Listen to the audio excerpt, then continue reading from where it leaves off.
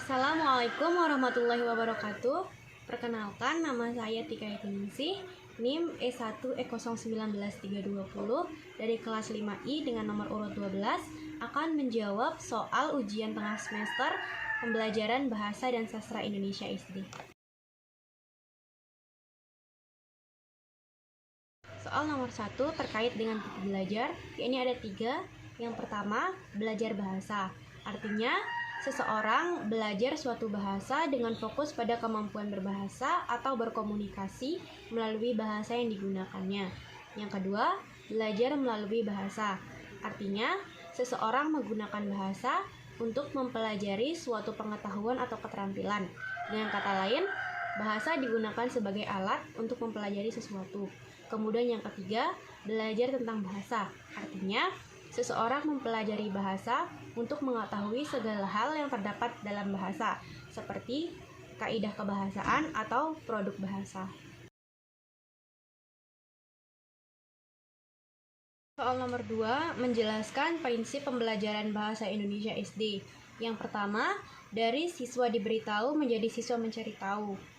Pembelajaran mendorong siswa menjadi lebih aktif karena guru tidak memberikan materi secara utuh dan lengkap, melainkan guru bertugas untuk menstimulasi rasa ingin tahu siswa, kemudian siswa akan mencari tahu jawaban dari suatu fakta. Yang kedua, dari guru menjadi satu-satunya sumber belajar, menjadi belajar berbasis aneka sumber belajar. Guru tidak hanya menjadi satu-satunya sumber belajar, melainkan siswa dapat mencari referensi dari perpustakaan, internet, koran, maupun majalah. Ketiga, dari pembelajaran berbasis konten menjadi pembelajaran berbasis kompetensi. Pembelajaran tidak hanya dinilai dari hasil belajar siswa, melainkan juga dinilai dari aktivitas siswa dalam proses pembelajaran. Adapun kompetensi yang dikembangkan dan dinilai adalah aspek sikap, pengetahuan, dan keterampilan. 4. Dari pembelajaran verbalisme menjadi keterampilan aplikatif. Sebelumnya, segala hal disampaikan oleh guru melalui ceramah dan fakta-fakta disajikan secara verbal. Sekarang, siswa harus melihat secara langsung fakta-fakta berupa gambar, video, ataupun teks agar siswa merasakan secara langsung, bukan hanya mendengar penjelasan dari guru.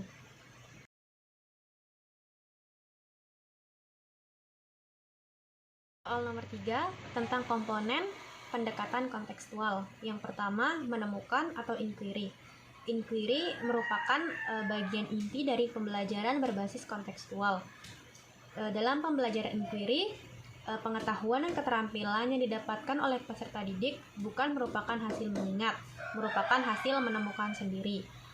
Adapun langkah-langkah pembelajaran inquiry ini, yang pertama, merumuskan masalah, yang kedua, melakukan pengamatan atau observasi, yang ketiga, menganalisis dan menyajikan hasil, dan yang keempat, mengkomunikasikan kepada pembaca. 2. Pemodelan atau modeling. Pemodelan merupakan kegiatan menirukan suatu hal atau menirukan media pembelajaran yang dijadikan model. Pelaksanaannya dengan guru memberikan contoh dan mendemonstrasikan media pembelajaran. Kemudian, siswa akan menirukan cara-cara yang dilakukan oleh guru. Guru bukan satu-satunya yang bisa dijadikan model, melainkan bisa dirancang dengan melibatkan siswa. Pembelajaran seperti ini akan lebih mudah dipahami oleh siswa dibandingkan jika dengan memberikan penjelasan atau ceramah tanpa memberikan contoh atau model. 3. Refleksi atau reflection.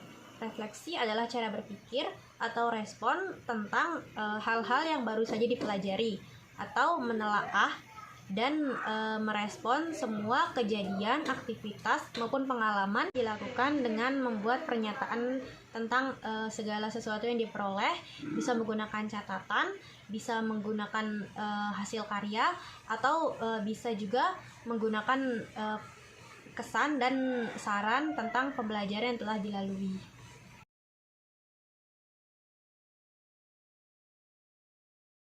Keempat, terkait dengan indikator dan juga tujuan pembelajaran.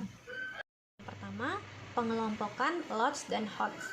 Dalam kata kerja operasional revisi berdasarkan taksonomi Bloom, terdapat 6 level kognitif.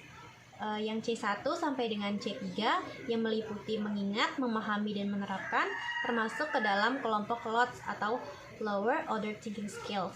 Dan C4 sampai dengan C6 yang meliputi level menganalisis, mengevaluasi, dan menciptakan, termasuk ke dalam kelompok HOTS atau High Order Thinking Skills. Kedua, komponen ABCD dalam tujuan pembelajaran. Yang pertama, A yang merupakan singkatan dari audience, artinya peserta. Peserta yang dimaksud di sini adalah siswa. Kemudian yang B yaitu behavior adalah kemampuan yang ingin dicapai setelah mengikuti kegiatan pembelajaran. Contohnya menjelaskan makna puisi. Kemudian yang C yaitu condition adalah aktivitas yang dilakukan dalam pembelajaran, misalnya dengan membaca, dengan mengamati, atau dengan berdiskusi. Dan yang terakhir yaitu yang D atau degree, tingkatan atau perilaku yang ingin dicapai, seperti dengan benar, dengan percaya diri, atau dengan tepat. Yang ketiga, menganalisis rumusan tujuan pembelajaran. Kedua contoh yang disajikan dalam soal masih kurang tepat karena contoh yang pertama tidak mempunyai degree dan contoh yang kedua tidak mempunyai degree dan condition. Apabila kedua tujuan pembelajaran tersebut dirumuskan dengan benar, maka akan berubah menjadi contoh yang pertama, melalui pemutaran video pembelajaran, siswa dapat membacakan puisi karya pribadi dengan benar dan percaya diri. Kemudian contoh yang kedua, melalui pemutaran video pembelajaran, siswa dapat membuat puisi karya pribadi dengan benar.